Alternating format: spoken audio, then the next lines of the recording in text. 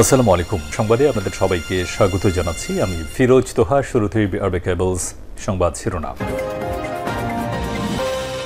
জানিয়ে দিব সর্বশেষ গুরুত্বপূর্ণ আপডেট সংবাদ। শুরুতে শিরোনাম। আরও 4 জনকে বহিষ্কার করল বিএনপি।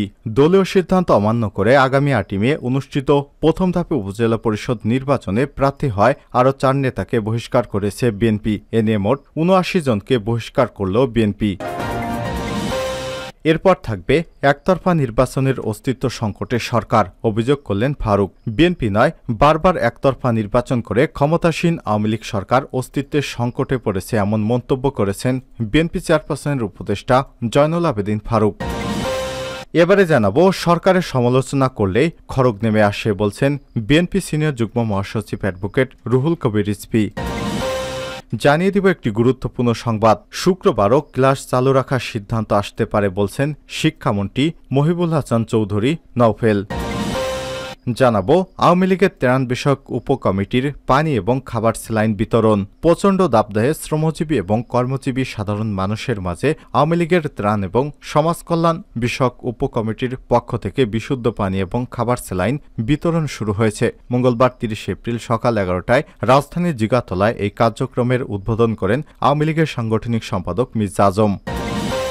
এবং সর্বশেষ জানিয়ে দেব গুরুত্বপূর্ণ আন্তর্জাতিক সংবাদ। ইসরায়েলকে সমর্থন করে বিপদে কেএফসি।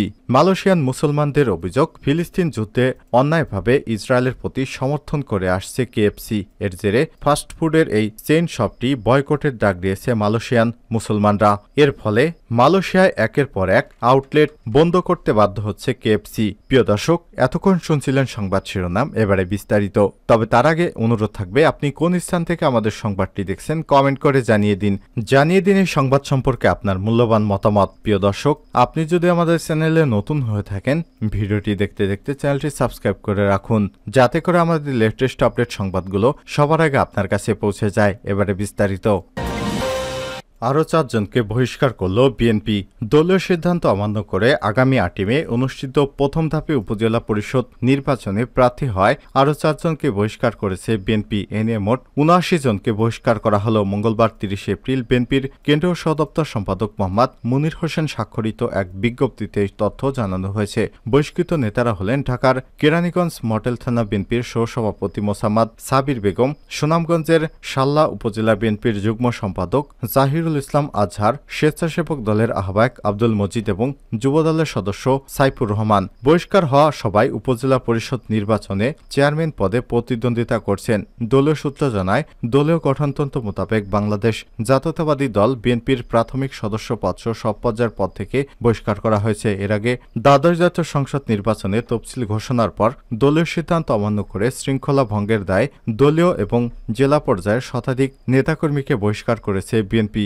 দলের সিনিয়র যুগ্ম মহাসচিব রুহুল কবির রিজভী স্বাক্ষরিত বিভিন্ন সময় সংবাদ বিজ্ঞপ্তিতে এসব তথ্য পরিষ্কারের কথা জানানো হয়েছে। ওই সময় বহিষ্কার করা হয়েছে বিএনপির vice chairman barrister Shahjahan Omar, দলের চেয়ারপারসনের উপদেষ্টা সৈয়দ এ.কে একরামুজ্জামান, তাঁতি বিষয়ক সম্পাদক রাবেয়া ভূঁইয়া, নির্বাহী কমিটির সদস্য শাহ মোহাম্মদ আবু জাফর, শাহ শহীদ Sarwar, Motiur Rahman Montu, Khandakar Ahsan Habib, A K M Fakhrul Islam.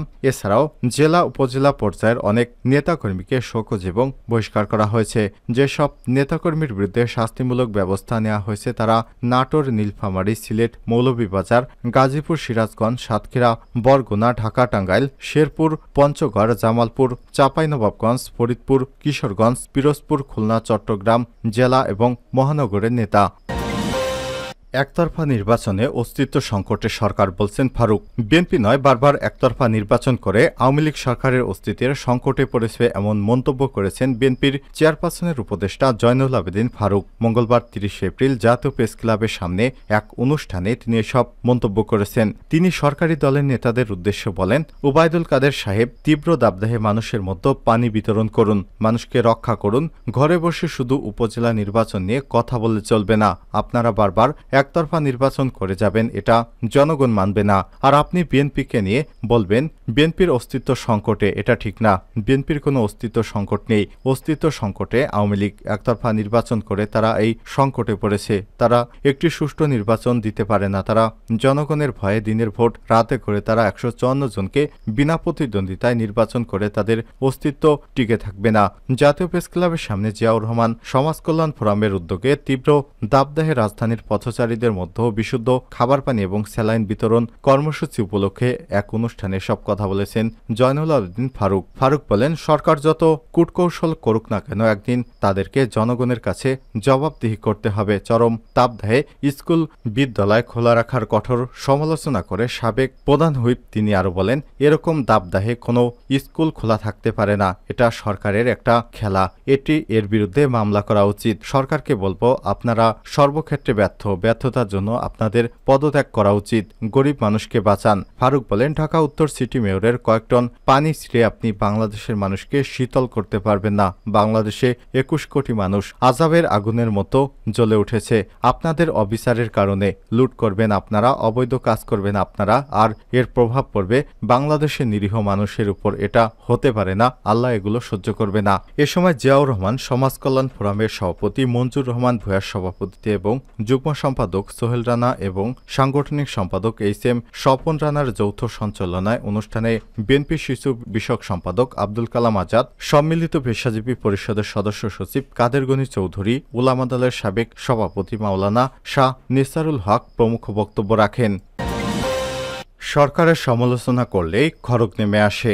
BNP senior যুগ্ম মহাসচিব অ্যাডভোকেট রুহুল কবির রিজভী আহমেদ বলেছেন, চারিদিকে প্রশাসনের সর্বত্র মানুষের প্রতিকার চার কোনো জায়গা নেই। মঙ্গলবার 30 এপ্রিল সকালে রাজধানীর নয়াপল্টনে বিএনপির কেন্দ্রীয় কার্যালয়ে জাতীয়তাবাদী মৎস্যজীবী দল আয়োজিত স্মরণ সভায় প্রধান অতিথির বক্তব্যে তিনি এসব অভিযোগ করেন। রুহুল কবির রিজভী বলেন, আজ গোটা জাতিকে শ্বাসরুদ্ধ করে রেখেছে শেখ হাসিনা। তার বিরুদ্ধে কথা বললে, সমালোচনা করলে, তার অন্যায় এবং নিপীড়ন নিয়ে কথা বললেই খড়গ নেমে আসে। চারিদিকে প্রশাসনের সর্বত্র মানুষের প্রতিকার চার কোনো জায়গা নেই। বিচারপতিরা আওয়ামী লীগের ভাষায় কথা বলেন, নির্বাচন কমিশন শেখ হাসিনার ভাষায় কথা বলেন, পুলিশ, যুবলীগ, ছাত্রলীগের ভাষায় কথা বলে, তাহলে মানুষ যাবে কোথায়? রুহুল কবির রিজভী বলেন, দেশটা দাবদাহে জ্বলে পুড়ে ছারখার করে দিচ্ছে, ঝলসে দিচ্ছে। এর জন্য দায়ী সরকার। এটি সরকারের ভুল, দুর্নীতির জন্য। সরকার তথাকথিত উন্নয়ন দেখানোর জন্য প্রকৃতির শ্বাস প্রশ্বাস বন্ধ করে দিয়েছে কৃত্রিমভাবে। রুহুল কবির রিজভী আরো বলেন, সরকারের মন্ত্রী এমপি সাঙ্গপাঙ্গদের কথাবার্তায় মনে হচ্ছে এটি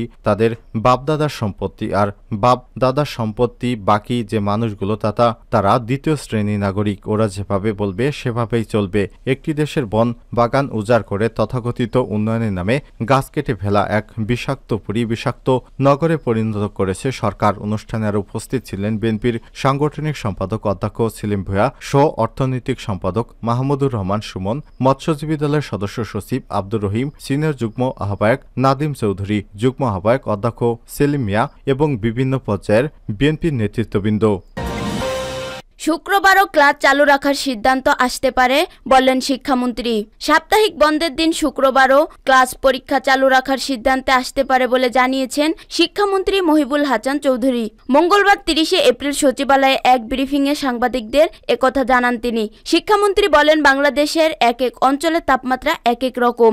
এখানে পূর্বাঞ্চল ও হাওড় এলাকার তাপমাত্রা কম, তবে অতিবৃষ্টিতে কয়েকদিনের মধ্যেই সেখানে বন্যার কারণে পাঠদান বন্ধ রাখতে হবে। এজন্য প্রয়োজনে প্রাকৃতিক বিপর্যয় সহ বিভিন্ন ছুটির কারণে শিক্ষা প্রতিষ্ঠান বন্ধ থাকলেও সাপ্তাহিক বন্ধের দিন শুক্রবারও ক্লাস পরীক্ষা চালু রাখার সিদ্ধান্ত আসতে পারে। আগামী বৃহস্পতিবার শিক্ষা প্রতিষ্ঠান খোলা না বন্ধ থাকবে সেই বিষয়ে জানতে চাইলে তিনি বলেন, এ বিষয়ে আদেশের কপি পেয়ে সংশ্লিষ্টদের সঙ্গে কথা বলে আদেশ জানানো হবে। তবে আমরা আদালতের আদেশের প্রতি শ্রদ্ধাশীল, আরও এ নিয়ে মন্তব্য করতে চাই না। তিনি বলেন, নির্বাহী বিভাগ বিভিন্ন এলাকার পাঠদান বিষয়ে আবহাওয়া দপ্তর এবং স্বাস্থ্য অধিদপ্তরের সঙ্গে সমন্বয় করে নির্দেশনা দিয়ে আসছে। তবে সিদ্ধান্ত এলে আমাদের কাজের ব্যাঘাত ঘটে। আমরা আদালতের সিদ্ধান্তের প্রতি শ্রদ্ধাশীল। প্রসঙ্গত, গত 26 মার্চ দেশে সব মাধ্যমিক বিদ্যালয় ছুটি শুরু হয়। এর একদিন আগে 25 মার্চ কলেজগুলো ছুটিতে বন্ধ হয়েছিল। আর প্রাথমিক বিদ্যালয় ও মাদ্রাসা ছুটি শুরু হয়েছিল 22 মার্চ। পবিত্র রমজান, ঈদুল ফিতর ও গ্রীষ্মকালীন অবকাশ শেষে গত 21 এপ্রিল শিক্ষা প্রতিষ্ঠান খোলার কথা ছিল। তবে দেশজুড়ে তীব্র তাপপ্রবাহে শিক্ষার্থীদের স্বাস্থ্য সুরক্ষা দীর্ঘ ছুটি শেষে ও খোলা হয়নি শিক্ষা প্রতিষ্ঠান। এ সময় অভিভাবকদের পক্ষ থেকেও চলমান তাপপ্রবাহ অব্যাহত থাকলে স্কুল কলেজ বন্ধ রাখার দাবি ছিল। পরে দফায় দফায় হিট অ্যালার্টের মধ্যে গত রোববার 28 এপ্রিল সারা দেশের স্কুল কলেজ খুলে দেওয়া হয়। এই অবস্থায় শ্রেণীকক্ষে অসুস্থ হয়ে পড়েন অনেক শিক্ষার্থী। বিভিন্ন জেলায় বিভিন্ন শিক্ষা প্রতিষ্ঠানে শিক্ষক মারা যাওয়ার ঘটনাও ঘটে। গত সোমবার 29 এপ্রিল এক আদেশের দেশের সব প্রাথমিক ও মাধ্যমিক বিদ্যালয়, উচ্চ মাধ্যমিক বিদ্যালয়, কলেজ, মাদ্রাসা ও কারিগরি শিক্ষা প্রতিষ্ঠান আগামী 2 মে বৃহস্পতিবার পর্যন্ত বন্ধ রাখতে নির্দেশ দেন হাইকোর্ট।